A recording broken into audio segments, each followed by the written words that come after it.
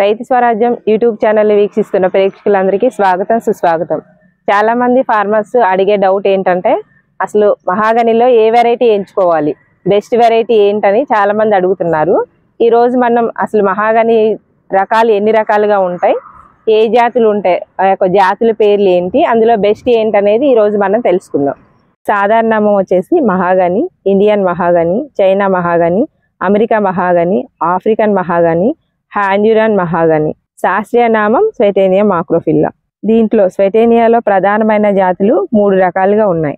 అందులో ఒకటి వచ్చేసి స్వెటేనియా మాక్రోఫిల్లా కింగ్, రెండవది స్వెటేనియా మహాగని, మూడవది స్వెటేనియా హ్యూమిలియస్. ఈ 3 జాతులు ప్రధానమైన జాతులు.